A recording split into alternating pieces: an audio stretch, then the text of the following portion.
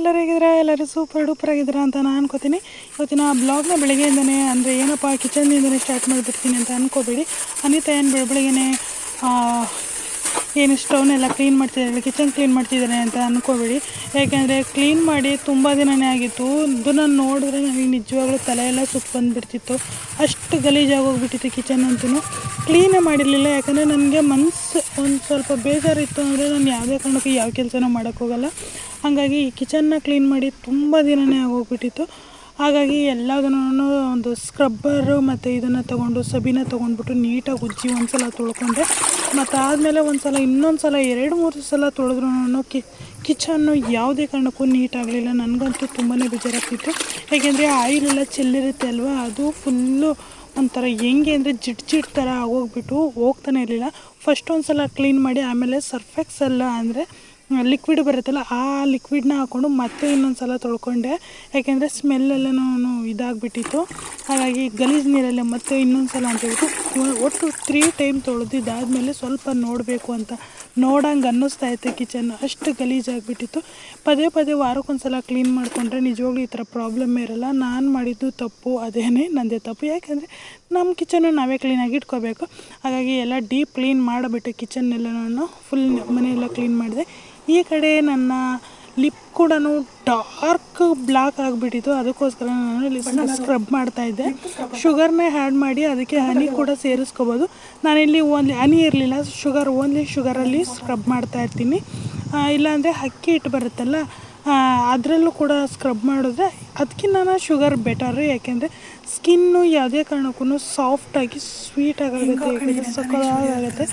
ನನಗಂತೂ ಫುಲ್ಲು ಪೀಲೆಲ್ಲ ಎದ್ದಾಡ್ತಾ ಇತ್ತು ಅದರದ್ದು.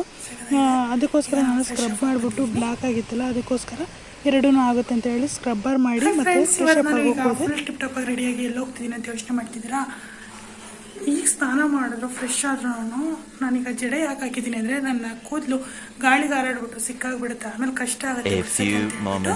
ನಾನು ಹಾಕ್ಕೊಂಡಿದ್ದೀನಿ. ಇವಾಗ ನಾನು ಶಾಪಿಂಗ್ ಮಾಡೋಕ್ಕೆ ಹೋಗ್ತಿದ್ದೀನಿ ಫ್ರೆಂಡ್ಸ್. ಬನ್ನಿ ತೋರಿಸ್ತೀನಿ ಏನೇನು ತಗೋತೀನಿ ಅಂತ ಹೇಳ್ಬಿಟ್ಟು ತೋರಿಸ್ತೀನಿ. ಹಾಗೆ ಈ ನೈಲ್ನ ನಾನು ಹೇಗೆ ಹಾಕ್ಕೊಂಡೆ ಅಂತ ಹೇಳ್ಬಿಟ್ಟು ನೆಕ್ಸ್ಟ್ ವೀಡಿಯೋದಲ್ಲಿ ತೋರಿಸ್ತೀನಿ. ಈ ಥರ ಮೇಂಟೈನ್ ಮಾಡೋದು ಭಾಳ ಕಷ್ಟ ಫ್ರೆಂಡ್ಸ್. ಇಷ್ಟಿಷ್ಟು ದೊಡ್ಡ ನೈಲ್ಸ್ನ ಯಾರು ಹೇಗೆ ಮೇಂಟೈನ್ ಮಾಡ್ತಾರೋ ಅವ್ರಿಗೆಲ್ಲ ನಿಜವಾಗ್ಲೂ ಕಷ್ಟನೇ. ನಾನು ಹಾಕ್ಕೊಂಡಿದ್ದೀನಿ, ಬಟ್ ಇದು ಫೇಕ್ ನೈಲ್ಸ್ ಗೊತ್ತಾಯ್ತಾ? ಹೆಂಗೆ ಹಾಕೊಳ್ಳೋದು ಅಂತ ಹೇಳ್ಬಿಟ್ಟು ನೆಕ್ಸ್ಟ್ ವೀಡಿಯೋದಲ್ಲಿ ತೋರಿಸ್ತೀನಿ. ಈಗ ಜಸ್ಟ್ ಹಾಕ್ಕೊಂಡಿದ್ದು ಮರ್ತೋಯ್ತು ನನಗೆ ಶೇರ್ ಮಾಡೋದು, ಹಾಗಾಗಿ ನೆಕ್ಸ್ಟ್ ವೀಡಿಯೋದಲ್ಲಿ ಶೇರ್ ಮಾಡ್ತೀನಿ ಆಯಿತಾ? ಈಗ ಶಾಪಿಂಗ್ ಹೋಗೋಣ ಬನ್ನಿ ಫ್ರೆಂಡ್ಸ್.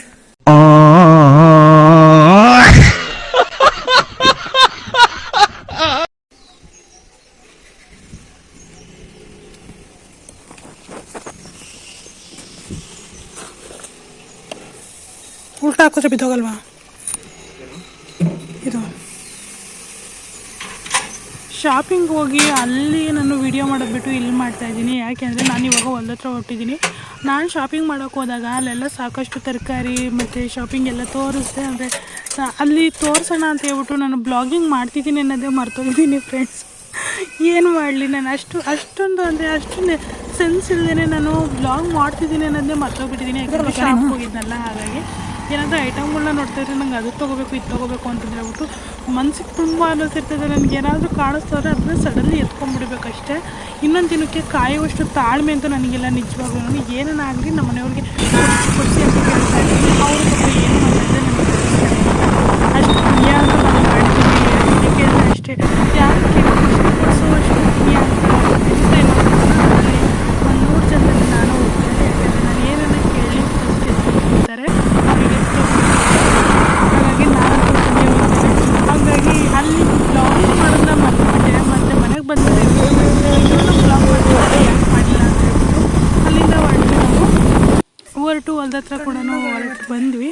ಹೊಲ್ದ ಹತ್ರ ಅಂದರೆ 15 ಡೇಸ್ ಆಗಿತ್ತು ಫ್ರೆಂಡ್ಸ್. ಮನೆಯವ್ರಿಗೆ ಹುಷಾರಿಲ್ವಲ್ಲ, ಅದನ್ನೆಲ್ಲನೂ ಕ್ಲೀನ್ ಮಾಡಬೇಕಿತ್ತು. ಮನೆಯೆಲ್ಲನೂ ಏನೇನಾಗಿತ್ತು ಅಂದರೆ ಅವಸ್ಥೆ ನೀವು ನೋಡಬೇಕು. ಹೆಂಗಾಗಿತ್ತು ಮನೆ ಅಂದರೆ ಮನೆಯಲ್ಲಿ ವಾಸ ಇರಬೇಕು, ಇಲ್ಲ ಅಂದರೆ ಯಾರಾದರೂ ಒಬ್ಬರು ನೋಡ್ಕೊಳ್ಳೋರು ಇರಬೇಕು. ಬಟ್ ನಮ್ಮ ಮನೆಯಲ್ಲಿ ಹಂಗಾಗಿರಲಿಲ್ಲ.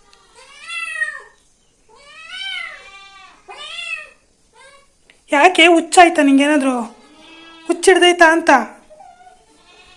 ನೀವು ನೋಡ್ತಾ ಇರ್ಬೋದು ಈ ಥರ ಮಾಡಿಟ್ಟೋಳೆ. ನಮ್ಮ ಖುಷಿನೇ ಇದೆಲ್ಲ ಗಲೀಜು ಮಾಡಿರೋದು. ಗಲೀಜು ಅಂದರೆ ಯಾವುದೇ ರೀತಿ ಗಲೀಜಲ್ಲ, ಪೇಪರ್ಗಳನ್ನೆಲ್ಲ ಕಿತ್ತಾಕಿರೋದು, ಅನ್ನ ಎಲ್ಲ ನಾವು ಅವಳು ತಿನ್ನಲಿ ಅಂತ ಅನ್ನ ಇಟ್ಟೋದ್ರೆ ಅವಳು ನೆಲಕ್ಕೆಲ್ಲ ಚೆಲ್ಲಿರೋದು.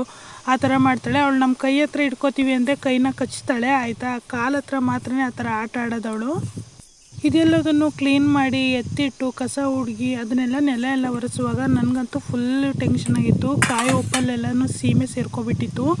ಇವರು ಪೂಜೆ ಮಾಡಿ ಕಾಯಿ ಉಪ್ಪಿಲ್ಲೇ ಬಿಟ್ಬಿಟ್ಟು ಬಂದಿದ್ರಲ್ಲ, ಹಾಗಾಗಿ ಎಲ್ಲ ಸೀಮೆಗಳು ಅದರಲ್ಲೇ ಸೇರ್ಕೊಬಿಟ್ಟಿತ್ತು. ಇವನ್ನೆಲ್ಲದನ್ನು ಎತ್ತಿಟ್ಟು ಕಸ ಹುಡುಗಿ ನೆಲ ಒರೆಸಿ ನಾನಂತೂ ಫುಲ್ ಮತ್ತೆ ಇನ್ನೊಂದು ಸಲ ಗಂಗಾ ಕಾವೇರಿಯಲ್ಲಿ ಮುಳುಗಿ ಎದ್ದಿದ್ದು ರೀತಿ ಆಗೋಗ್ಬಿಟ್ಟಿತ್ತು. ಅಷ್ಟು ಆಗಿಬಿಟ್ಟಿತ್ತು.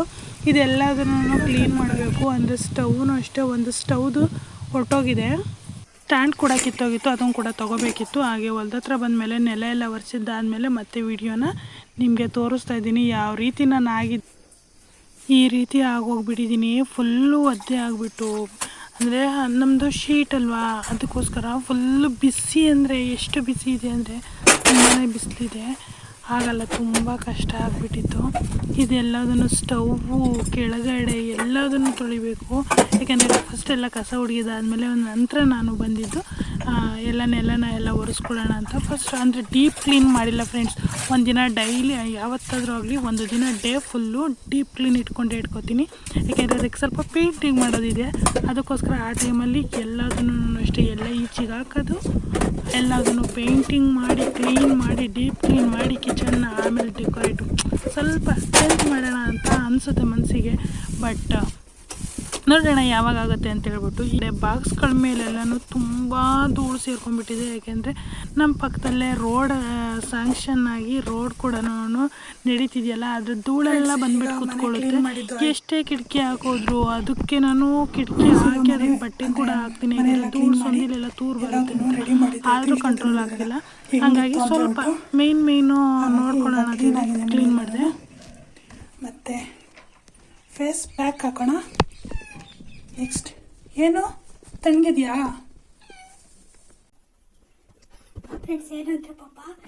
ಹಾಲು ತಗೊಬಂದಿಲ್ಲ ಆಯಿತಾ, ತಗೊಬಂದಿಕ್ಕಿದ್ದೀವಿ ಮನೆಯಲ್ಲಿ, ಅದು ಇಟ್ಕೊಂಡಿದ್ದೀವಿ ಅಂತ ಹೇಳ್ಬಿಟ್ಟು ಹಂಗೆ ಬಂದಿದ್ದೀವಿ. ಅವಳು ಬೊಂಬೆ ಇಕ್ತಾವಳು ಅವಾಗಲಿಂದ. ಎಷ್ಟು ಗಲಾಟೆ ಮಾಡ್ತಾಳೆ ಅಂದರೆ ಕಿರುಚ್ಕೊಂಡು ಓಡಾಡ್ತಾವಳೆ.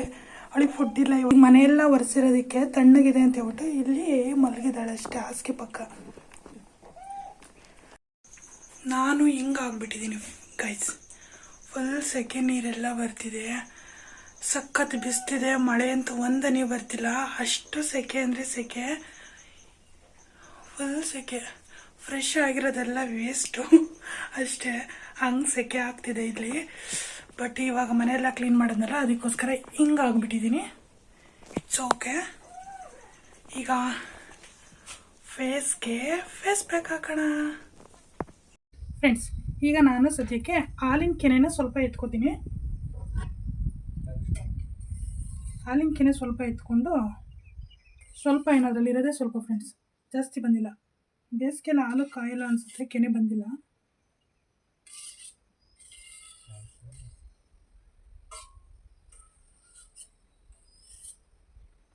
ಸ್ವಲ್ಪ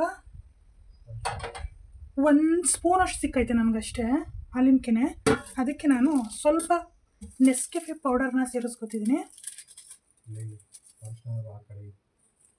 ನೆಸ್ಕೆಫೆ ಪೌಡರ್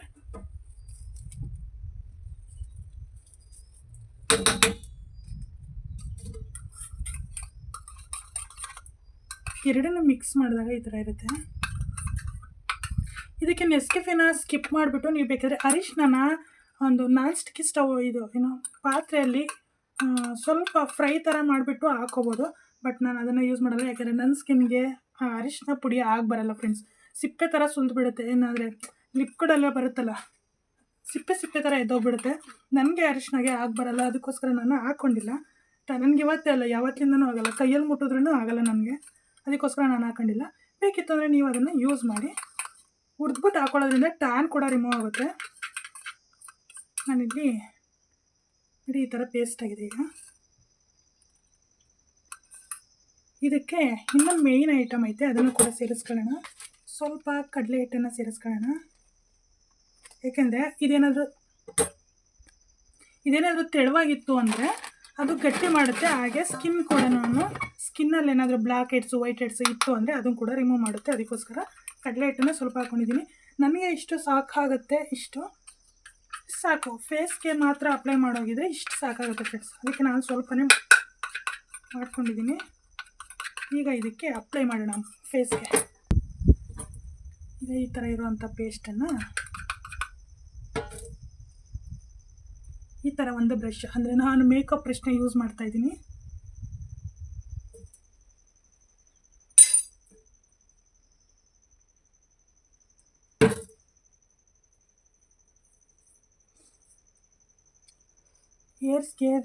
ಏರ್ ಬ್ಯಾಂಡ್ ಹಾಕೊಂಡ್ರೆ ಬೆಟರು.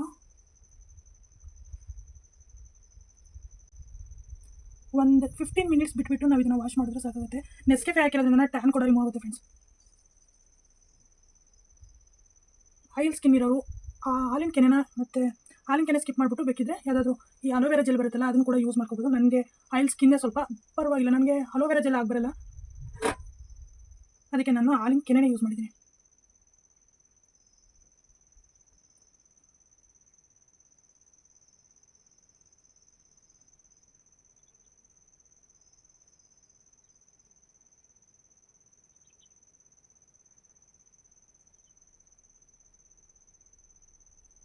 ಕಲರ್ ಬಂದುಬಿಟ್ಟಿದ್ದೀನಿ ಫ್ರೆಂಡ್ಸ್ ಒಂದು 2 ದಿನಕ್ಕೆ. ಇನ್ನೇನಾದರೂ ಸನ್ಸ್ಕ್ರೀನ್ ಎಲ್ಲ ಹಚ್ಚಿದ್ರೆ ಫುಲ್ ಪಳಪಳ. ವಿಡಿಯೋ ಮಾಡ್ತಿದ್ದೀನಿ ಅನ್ನೋ ಖುಷಿಗೆ ಏನಾದರೂ ಕಲರ್ ಬಂದುಬಿಟ್ನಾ ಏನೋ ಗೊತ್ತಿಲ್ಲ, ಬಟ್ ಕಲರ್ ಬಂದಿದ್ದೀನಿ ಅಂತ ಅನ್ನಿಸ್ತಾ ಇದೆ.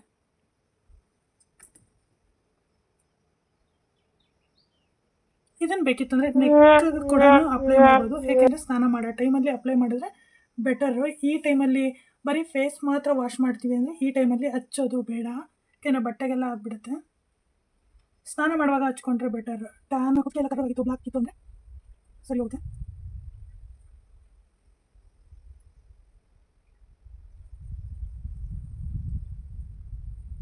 ಕರೆಕ್ಟ್ ಮಾಡ್ಕೊಂಡಿದ್ದೀನಿ ಮೇಡಮ್, ಒಂದು ಸ್ವಲ್ಪ ಬೇಕಿಲ್ಲ, ಬೇಕಿತ್ತು ನೀವು ಸ್ಟಿಕ್ಕರ್ನ ತೆಗೆದುಕೊಳ್ಳಿ ಹಚ್ಕೋದು. No, no, no, no.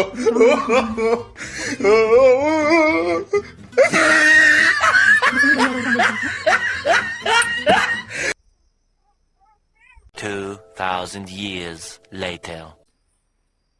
ನೋಡ್ತಿರ್ಬೋದು, ನಾನು ಇವಾಗ ಫೇಸ್ ವಾಶ್ ಮಾಡಿ ಬಂದಿದ್ದೀನಿ. ಎಷ್ಟು ನೀಟಾಗಿದೆ ಅಂತ ಹೇಳ್ಬಿಟ್ಟು. ಇದೇ ಥರ ನಾನು ವಾರಕ್ಕೊಂದ್ಸಲನಾದರೂ ಮಾಡ್ತೀನಿ, ಯಾಕೆಂದರೆ ನನಗೆ ಈ ಫುಲ್ ಬ್ಲಾಕ್ ಗೊತ್ತಾ ನಾನಿರೋದು. ಆದರೆ ನನಗೆ ನೋಡಿ ಕೈಗೂ ಫೇಸ್ಗೂ ನಿಮಗೆ ಗೊತ್ತಾಗ್ತಿರ್ಬೋದು. ಈಗ ನಾನು ಯಾವುದೇ ರೀತಿಯಾಗಿ ಏನು ಕ್ರೀಮ್ ಹಚ್ಚಲ್ಲ, ಮಾಯ್ಶ್ಚರೈಸು ಮತ್ತು ಒಂದು ಸ್ಟಿಕ್ಕರು. ಸದ್ಯಕ್ಕೆ ಲಿಫ್ಟಿಕ್ ಒಂದು ಹಾಕೊಂಡಿದ್ದೀನಿ. ಲಿಫ್ಟಿಕ್ ನಾನು ಎನಿ ಟೈಮ್ ಹಾಕೊಂಡಿರ್ತೀನಿ, ಯಾವ ಟೈಮಲ್ಲ, ಮನೆ ಹತ್ರ ಇದ್ದಾಗಲೂ ನಾನು ಯೂಸ್ ಮಾಡ್ತೀನಿ. ಯಾಕೆಂದರೆ ಫುಲ್ ಡಾರ್ಕ್ ಲಿಪ್ಸ್ಟಿಕ್ಕು, ಅದು ಕೂಡ ನಾನು ತುಂಬ ಡಾರ್ಕ್ ಇದ್ದರೆ ಸ್ವಲ್ಪ ಸ್ಕ್ರಬ್ ಮಾಡ್ತಾಯಿದ್ರೆ ಹೋಗುತ್ತೆ. ನಾನು ಯೂಸ್ ಮಾಡೋದು ಇದೊಂದೇ ಬ್ಲಾಕ್ ಸ್ಟಿಕ್ಕರು, ಚಿಕ್ಕದ ಪುಟಾಣಿದು. ಅದನ್ನ ಇಟ್ಕೊಳ್ಳೋದು ಸ್ವಲ್ಪ ಕಷ್ಟ. ಈಗ ಸದ್ಯಕ್ಕೆ ನನ್ನ ಫೇಸ್ ಪ್ಯಾಕ್ ರೆಮಿಡಿ ಇಷ್ಟೇ.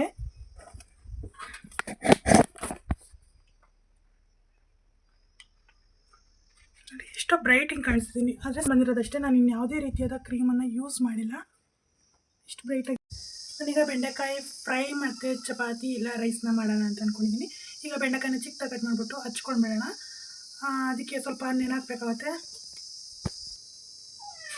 ಫ್ರೆಂಡ್ಸ್, ಬರಬೇಕಾದ್ರೆ ತರಕಾರಿ ಎಲ್ಲ ತೊಗೊಬಂದಿದ್ದೆ ಅಂತ ಹೇಳಿದ್ನಲ್ವಾ, ಅದರಲ್ಲಿ ಬೆಂಡೆಕಾಯಿ, ಹಸಿಮೆಣಸಿಕಾಯಿ ಮತ್ತು ಟೊಮೊಟೊ, ಪಟಾಟೊ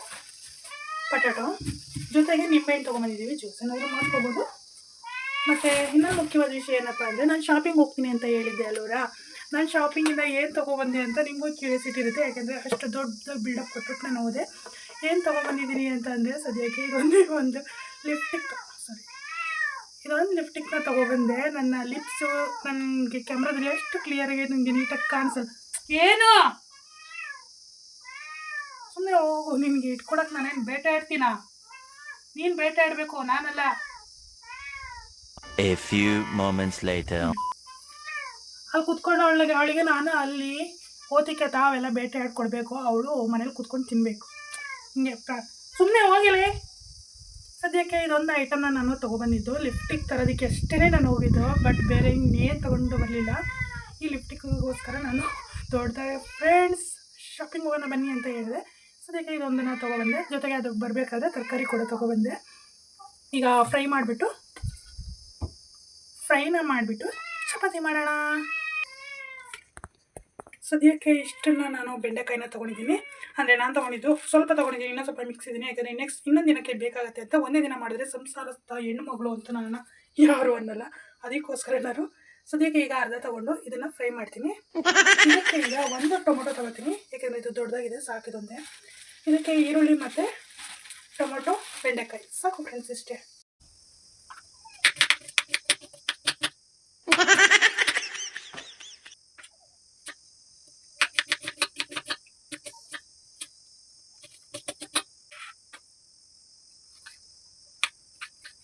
ಬನ್ನಿ ಫ್ರೆಂಡ್ಸ್, ಈಗ ತರಕಾರಿ ಅಂದರೆ ಗೊಜ್ಜಿಗೆ ಏನೇನೆಲ್ಲ ಬೇಕು ಅದನ್ನೆಲ್ಲನೂ ಹಚ್ಕೊಂಡ್ಬಿಡೋಣ. ನಾನು ಈ ಕಡೆಗೆ 2ರಿಂದ 3 ಈರುಳ್ಳಿ ತೊಗೊಂಡಿದ್ದೀನಿ. ಅದರಲ್ಲಿ ಅರ್ಧ ಕೆಟ್ಟೆ ಹೋಗ್ಬಿಟ್ಟಿತ್ತು. 2 ಈರುಳ್ಳಿನ ಯೂಸ್ ಮಾಡ್ಕೊಂಡಿದ್ದೀನಿ. ಅದಕ್ಕೆ ಒಂದು ದೊಡ್ಡ ಟೊಮೊಟೊ ಯೂಸ್ ಮಾಡಿದ್ದೀನಿ. ಟೊಮೊಟೊ ಬದಲು ಹುಣಸೆ ಹುಳಿ ಕೂಡ ಹಾಕ್ಬೋದು, ಏನು ಇದಿಲ್ಲ, ಯಾಕೆಂದರೆ ಚೆನ್ನಾಗಾಗತ್ತೆ ಸಾಂಬಾರು. ಬೆಂಡೆಕಾಯಿ ಎಣ್ಣೆ ಹೋಗೋವರೆಗೂ ನೀಟಾಗಿ ಫ್ರೈ ಮಾಡಿ, ಅದಕ್ಕೆ ಲೋಳೆ ಎಲ್ಲ ಬಂದಿರುತ್ತಲ್ಲ ಫ್ರೆಂಡ್ಸ್, ಅದೆಲ್ಲ ಹೋಗಬೇಕು. ಫ್ರೈ ಗೊಜ್ಜು ಏನೇ ಮಾಡಿದ್ರು ನಾವು ಲೋಳೆ ಎಲ್ಲ ಅದು ಹೋಗೋವರೆಗೂ ನೀಟಾಗಿ ಫ್ರೈ ಮಾಡಬೇಕು. ಸ್ವಲ್ಪ ಎಣ್ಣೆನ ಹಾಕ್ಬಿಟ್ಟು ಬೇಗ ಫ್ರೈ ಮಾಡಿದ್ರೆ ಆಗುತ್ತೆ. ಅದು ನಾನ್ ಸ್ಟಿಕ್ಕಿ ಆಗಿರೋದ್ರಿಂದ ತುಂಬ ಚೆನ್ನಾಗೋಯ್ತು. ಇಲ್ಲಾಂದರೆ ಬಾಣಲಿ ಥರ ಇಟ್ಕೋತೀವಲ್ಲ ನಾವು, ಕಬ್ಬಿಣದ್ದು ಸಿಲ್ವರ್ ಬಾಣಲಿ ಆ ಥರದ್ದೆಲ್ಲ, ಅದೆಲ್ಲನೂ ಕಚ್ಕೊಂಡ್ಬಿಡುತ್ತೆ, ತುಳಿಯೋದಕ್ಕೆ ಕಷ್ಟ ಆಗುತ್ತೆ. ನಾನ್ ಸ್ಟಿಕ್ಕಿ ಬೆಟರ್. ನನಗಂತೂ ತುಂಬ ಇಷ್ಟ ಆಯಿತು. ನೆಕ್ಸ್ಟ್ ಟೈಮು ನಾನ್ ಸ್ಟಿಕ್ಕಿಗೂ 1-2 ಪಾತ್ರೆ ತೊಗೊಳ್ಳೋಣ ಅಂತ ನಾನು ಅಂದ್ಕೊಂಡಿದ್ದೀನಿ. ಇದೆಲ್ಲ ನೀಟಾಗಿ ಫ್ರೈ ಮಾಡಿಕೊಂಡು ಒಂದು ಕಡೆ ಎತ್ತಿಟ್ಕೊಂಡ್ರೆ ಅಡುಗೆ ಮಾಡೋದೆಲ್ಲ ಸರಿ ಹೋಗುತ್ತೆ. ನನಗೆ ಆ ಕಡೆ ಕಿಟಕಿದು ಬೆಳಕಿಂದನ ನನಗೆ ಯಾವುದೇ ರೀತಿಯಾಗಿ ನೀಟಾಗಿ ಕ್ಯಾಪ್ಚರ್ ಆಗ್ತಾ ಇರಲಿಲ್ಲ. ಅದಕ್ಕೋಸ್ಕರನ ವಿಡಿಯೋ ನೀಟಾಗಿ ಕಾಣಿಸ್ತಿಲ್ಲ ಅಂತ ಹೇಳ್ಬಿಟ್ಟು ಮತ್ತು ಈ ಕಡೆ ಟರ್ನ್ ಮಾಡಿಕೊಂಡು ಏನು ಸಖತ್ತಾಗಿ ಕಾಣ್ತಿದ್ದೀನಲ್ವ ಈಗ ಅದಕ್ಕೆ ಸಾಸಿವೆ, ಕಡಲೆಬೇಳೆ ಮತ್ತು ಒಣಮೆಣ್ಸಿನ್ಕಾಯಿನ ಹಾಕ್ಕೊಂಡು ಅದು ಫ್ರೈ ಆದಮೇಲೆ ಈರುಳ್ಳಿನ ಹಾಕ್ಕೊಂಡು ಬಾಡಿಸ್ಕೊಂಡೆ. ಈರುಳ್ಳಿ ಬಾಡಲಿ ಅಂತ ಹೇಳ್ಬಿಟ್ಟು ನಾನೇನು ಮಾಡಿದೆ, ಸ್ವಲ್ಪ ಚಿಟಿಕೆ ಉಪ್ಪನ್ನ ಹಾಕ್ಕೊಂಡೆ. ಯಾಕೆಂದರೆ ಉಪ್ಪು ಜಾಸ್ತಿ ಆಯಿತು ಅಂದರೆ ನಮ್ಮ ಮನೆಗೆ ಯಾರು ತಿನ್ನಲ್ಲ ಫ್ರೆಂಡ್ಸ್. ಅದಕ್ಕೋಸ್ಕರ ಕಡಿಮೆ ಇತ್ತು ಅಂದರೆ ಹೆಂಗೋ ಮೇಂಟೈನ್ ಮಾಡ್ಬೋದು, ಜಾಸ್ತಿ ಇತ್ತು ಅಂದರೆ ಪ್ರಳಯನೇ ಆಗೋಗ್ಬಿಡುತ್ತೆ. ಅದಕ್ಕೋಸ್ಕರ ಇವಾಗ ನಾನು ಈರುಳ್ಳಿ ಎಲ್ಲ ಸಾಫ್ಟಾಗಿ ಬೆಂದಮೇಲೆ ಟೊಮೊಟೊನೂ ಸೇರಿಸಿ, ಟೊಮೊಟೊ ಬೆಂದ ಮೇಲೆ ಫ್ರೆಂಡ್ಸ್ ಅದಕ್ಕೂ ಸ್ವಲ್ಪ ಉಪ್ಪನ್ನ ಹಾಕ್ತೆ. ಏನು ಇಷ್ಟೊಂದು ಸಲ ಉಪ್ಪು ಹಾಕ್ತಿದ್ದಾಳೆ ಅನಿತಾ ಅಂತ ಅಂದ್ಕೋಬೇಡಿ. ಏಕೆಂದರೆ ಸಾಫ್ಟಾಗಿ ಬೇಯಬೇಕು ಅಂದರೆ ಉಪ್ಪನ್ನ ಹಾಕಿ ಪ್ಲೇಟ್ನ ಮುಚ್ಚಿದ್ರೆ ನೀಟಾಗಿ ಕ್ಲೋಸ್ ಆಯಿತು ಅಂದರೆ ಬೆಂದುಬಿಡುತ್ತೆ ಟೊಮೊಟೊ ಎಲ್ಲ. ಟೊಮೊಟೊ ಬೆಂದಮೇಲೆ ಏನು ಬೆಂಡೆಕಾಯಿ ಹುರಿದಿಟ್ಕೊಂಡಿರ್ತೀವಿ ಅದನ್ನೆಲ್ಲನೂ ಹಾಕಬೇಕು.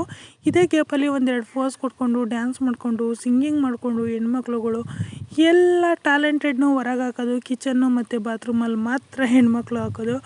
ಕಿಚನ್ ಅಂದರೆ ಬೆಟರ್, ಅಂದರೆ ಜಾಸ್ತಿ ಕಿಚನಲ್ಲಿ ಹೆಣ್ಮಕ್ಳು ಡ್ಯಾನ್ಸು, ಕುಕ್ಕಿಂಗು, ಸಿಂಗಿಂಗು ಎಲ್ಲದನ್ನು ಮನಸ್ಸು ಖುಷಿಯಾಗಿದ್ದರೆ ಏನು ಬೇಕಾದರೂ ಸಾಧಿಸ್ಬೋದು ಅಂತ ಹೇಳ್ತಾರಲ್ಲ ಫ್ರೆಂಡ್ಸ್.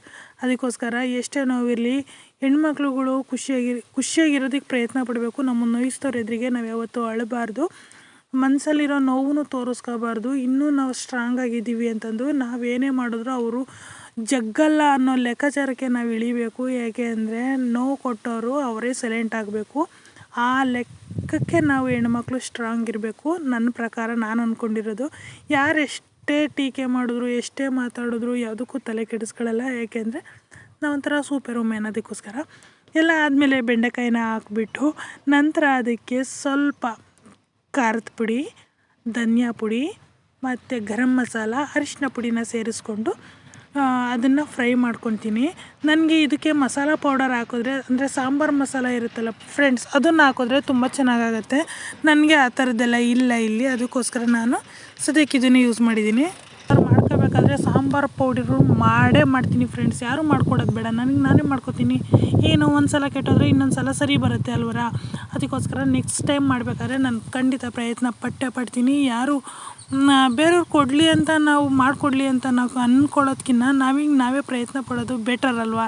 ಅದಕ್ಕೆ ಒಂದು ಸಲ ಎಂತೆಂಥದನ್ನ ಕಲಿತೀವಂತೆ, ಇದನ್ನು ಕಲಿಯೋದೇನು ಮಹಾವಿದ್ಯೆನಾ ಫ್ರೆಂಡ್ಸ್. ನೋಡೋಣ ನೆಕ್ಸ್ಟ್ ಟೈಮ್ ಮಾಡಬೇಕಾದ್ರೆ. ಈ ಸಲ ಧನಿಯಾ ಪುಡಿನೂ ನಾನೇ ಮಾಡ್ಕೊಂಡಿರೋದು. ಇನ್ಮೇಲಿಂದ ಮಸಾಲೆ ಪೌಡರ್ನು ಟ್ರೈ ಮಾಡ್ತೀನಿ. ಈ ಕಡೆಗೆ ಗೊಜ್ಜೆಲ್ಲ ರೆಡಿ ಆದಮೇಲೆ ಈ ಕಡೆಗೆ ಅನ್ನಕ್ಕೆ ಇಡೋಣ ಅಂತ ಹೇಳ್ಬಿಟ್ಟು ರೈಸ್ ಹಾಕೋತಾ ಇದ್ದೀನಿ. ಇದು ಏನು ಸೊಸೈಟಿ ಅಕ್ಕಿ ಅಂತಾರಲ್ಲ, ರೇಷನ್ ಅಕ್ಕಿ, ಸಾರಿ ಎರಡೂ ಒಂದೇ. ಒಂಥರ ಸ್ಟ್ಯಾಂಡರ್ಡಾಗಿ ಹೇಳೋದು ಅಂದರೆ ರೇಷನ್ ಅಕ್ಕಿ ಅಂತಾರೆ. ಅದು ಸ್ವಲ್ಪ ಫ್ರೆಂಡ್ಸ್ ಏನು ಅಂದರೆ ಒಂಥರ ಮುದ್ದೆ ಥರ ಹಾಕ್ಬಿಡ್ತೈತೆ ಅನ್ನ. ಈ ಸರಿ ಕೊಟ್ಟಿರೋದು ರೇಷನ್ ಸರಿ ಇಲ್ಲ. ಈ ಕಡೆ ಗೊಜ್ಜೂ ಬೇಯ್ತಾ ಇದೆ, ಆ ಕಡೆ ಅನ್ನ ಆ ಕಡೆಗೆ ಆಗೋದಕ್ಕೆ ಏನಾಗಿದೆ ಅಂದರೆ ನಮ್ಮದು ಸ್ಟವ್ ಇನ್ನೊಂದು ಸ್ಟ್ಯಾಂಡ್ ಮುರಿದೋಗಿದೆ ಫ್ರೆಂಡ್ಸ್. ಅದಕ್ಕೆ ಅದು ಲೋ ಕ್ವಾಲಿಟಿ, ಅದಕ್ಕೋಸ್ಕರ ಈ ಕಡೆ ಅನ್ನನೂ ಕೂಡ ಆಯಿತು. ಒಳ್ಳೆ ಗೊಜ್ಜು, ಒಳ್ಳೆ ಅನ್ನ ಒಳ್ಳೆ ಅನ್ನ ಅಂತಂದರೆ ಈಗ ಟೈಮ್ ಅನ್ನ ಬಂದು 7 ಅದು ಸ್ವಲ್ಪ ಗಂಟೆ ಗಟ್ಟಿಯಾಗಿತ್ತು ಆಗಿದೆ. ಟೈಮ್ ಅಷ್ಟೇ, ಬಂದು ಈಗ ಅದು 7 ಮುದ್ದೆ ಥರ ಗಂಟೆ ಆಗಿತ್ತು. ಈಗ ಅದ್ರ ಮೇಲೆ ಅನ್ನದ ಮೇಲೆ ಮಧ್ಯಾಹ್ನ ಗೊಜ್ಜನ್ನ ಮಾಡಿದ ಬೆಂಡೆಕಾಯಿ ಹಾಕೊಂಡು ಕರಿ ಮತ್ತೆ ತಿಂತಾ ರೈಸ್ ಇದ್ರೆ ಅದೇ ಇದೆ, ಸ್ವರ್ಗ ಅದನ್ನೇ ಇವಾಗ ಫ್ರೆಂಡ್ಸ್. ಮೇಂಟೈನ್ ಮಾಡ್ತೀನಿ. ಇವತ್ತಿನ ಸಕ್ಕತ್ತಾಗಿತ್ತು ಬ್ಲಾಗ್ ಕೂಡ ಫ್ರೆಂಡ್ಸ್. ಇಷ್ಟ ಆಗಿರುತ್ತೆ ಗೈಸ್. ಇಷ್ಟ ಆಗಿತ್ತಂದ್ರೆ ಲೈಕ್ ಮಾಡಿ, ಶೇರ್ ಮಾಡಿ, ಕಮೆಂಟ್ ಮಾಡಿ ಅಂತ ಕೇಳ್ಕೊಂಡು ನೆಕ್ಸ್ಟ್ ವಿಡಿಯೋದಲ್ಲಿ ಸಿಗೋರ್ಗು ಎಲ್ಲರಿಗೂ ಟೇಕ್ ಕೇರ್, ಬಾಯ್.